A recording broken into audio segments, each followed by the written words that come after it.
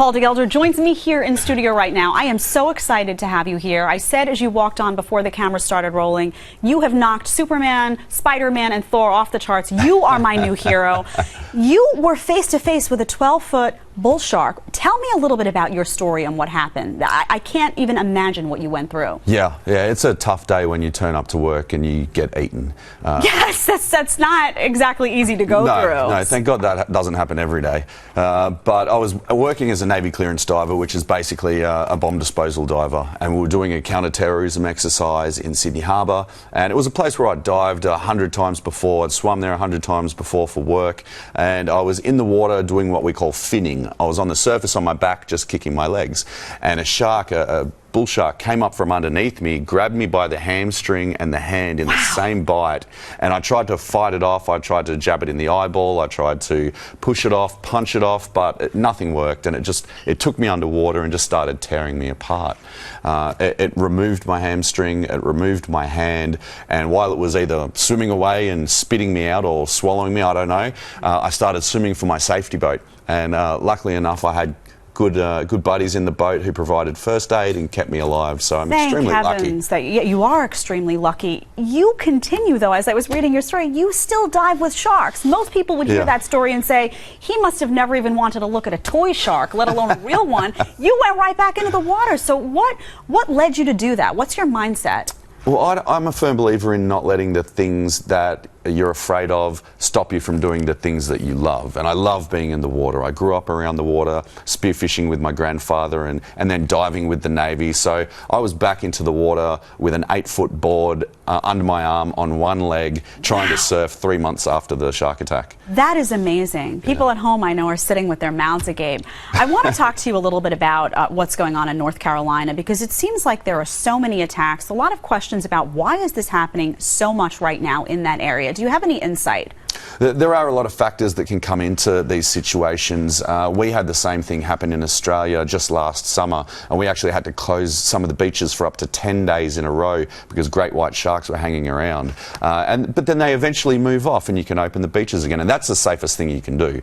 Close the beach for a while the sharks are in town, let them do their thing and then pass on. But if you are going to go into the water, then pick the right time. Don't go an hour either side of dusk or dawn, because that's a low light level time. The sun's low, so sharks, being ambush predators, use that low visibility to hunt fish. Unfortunately, a lot of the time that's where humans are as well, so there's a bit of mistaken identity going on.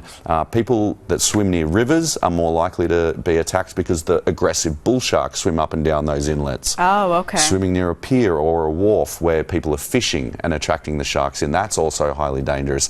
But honestly, shark attacks are such a low percentage that if you follow those simple rules, you're lowering it even further, and you really don't have too much to worry about. People say that, oh, well, this is very rare, but the problem is when it does happen, it's so startling to people that now you have people that are afraid to go in the water. They're afraid to go to the beach. So what do you say to people who might be hearing news like this in terms of the statistics and how uncommon this is? Is there any advice you could give to people, or some reassurance that this is not your norm, and in terms of also, if they were faced, heaven forbid, with a shark in the water, what do they do? What does your average person do?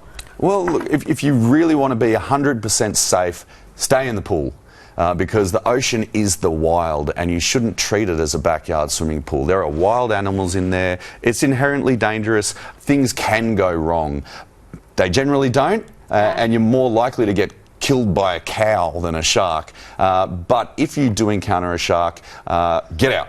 Let everyone know, get out of the water. If it does end up biting you, fight. Because sharks will respect the size and the power of you fighting back. Go for the gills, go for the eyes, go for the nose, and you will hopefully live. Yeah, I just want the audience to take a look at what you've suffered. I mean, can you just tell them just specifically what you suffered from? When the shark grabbed me, it grabbed me from the hand that was down by my side to the top of my knee, removing the whole hamstring, and eventually I lost my leg above the knee. So I'm very fortunate that technology is great enough to help me come this far. It's really never been a better time to be an amputee with amazing technology like this. But an unfortunate incident, but one that has allowed me to explore the life of sharks, get involved in Shark Week and Discovery Channel, and help share my new love and respect for these animals with the rest of the world. Thank you so much for being here. Thanks for having me. I am fascinated. I hope to be half as brave as you one day, and I will be a lucky girl. Thank you so much. Thank you. Great to have you.